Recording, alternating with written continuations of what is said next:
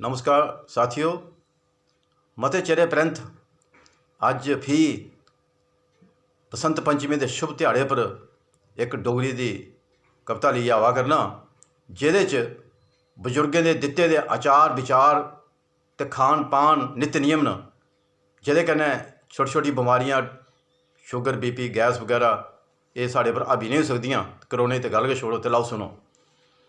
तली दी चीज़ां खाने कन्नै हो जांदी है गैस, हाय ओ माए वो तली दी चीज़ां खाने कन्नै हो जांदी है गैस, दिमाग खाली कर दिंदी है बिला वजह दी बहस, पाचन शक्ति करी ओड़दे मद्धम मर्च मसाले, बाहर खाने का पाना गेजा ठीक नहीं होंदे चाले, तो मेहनत करिए भाखी जिन्नै खानी रुट्टी सादी, उ'ऐ एक दिन बनी जांदी है 100 साल दी दादी। रोग नहीं छुंदे निक्के मुट्टे रौंदा दूर बड़े भा, रोग नहीं छुंदे निक्के मुट्टे रौंदा दूर बड़े भा, ब्यूटी पार्लर नहीं कराना पौंदा मूँहे लेपा, ब्यूटी पार्लर नहीं कराना पौंदा मूँहे लेपा,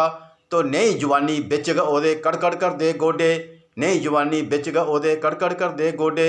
चूरी चूरियै खंदा जेड़ा दुद्धै कन्नै ढोडे, तो साग सब्जियां खाने आलियां गल्लां लै जो सिक्खी, साग सब्जियां खाने आलियां गल्लां लै जो सिक्खी, खून साफ रौंदा है कन्नै रौंदी नज़र त्रिक्खी, खून साफ रौंदा है कन्नै रौंदी नज़र त्रिक्खी। ये है खान पान तो नित नियम। देखो कि चौकै अंदर नुक्कां लेइयै ठीक नहीं होंदा जाना, हूँ तो करोना पई है, पहले भी ये गल ही कि चौके अंदर नुक्कां लाइयै ठीक नहीं होंदा जाना, जूठे मीठे आपू चुक्कियै फुलका कदे नहीं खाना, सुच भिट नहीं होंदी जिथे नहीं रौंदी है बरकत, सुच भिट नहीं होंदी जिथे नहीं रौंदी है बरकत, तरक्की बादे आली उत्थे दना नहीं होंदी हरकत, तरक्की बादे आली उत्थे दना नहीं होंदी हरकत, तो खड़े खड़ोते ठीक नहीं होनी कदें भी खानी रुट्टी, खड़े खड़ोते ठीक नहीं होंदी कदें भी खानी रुट्टी, कदें कुसै लई बिच मने दे नीत रखनी खुट्टी, कदें कुसै लई बिच मने दे नीत रखनी खुट्टी, तो धुप्पा सेको पिठ सदा ते अग सामने सेको, धुप्पा सेको पिठ सदा ते अग सामने सेको, जिनें गल्लें ने होए बदनामी उनेंगी भलेआं शेको, तो जीभ चटाकै छोड़िए जेड़ा खंदा मिस्सा लूणा, जीभ चटाकै छोड़िए जेड़ा खंदा मिस्सा लूणा,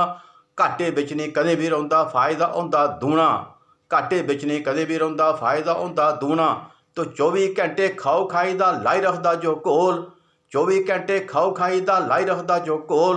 बेशकला ओ बनिए फिरदा ढिड बनाइए ढोल, बेशकला ओ बनिए फिरदा ढिड बनाइए ढोल। जय डुग्गर जय डोगरी महाराज। अगर तुसें ये कविता मेरी पसंद आई है तो इसी लाइक करियो शेयर करो तो सबसक्राइब करियो। तुहाड़ा बड़ा बड़ा धन्यवाद।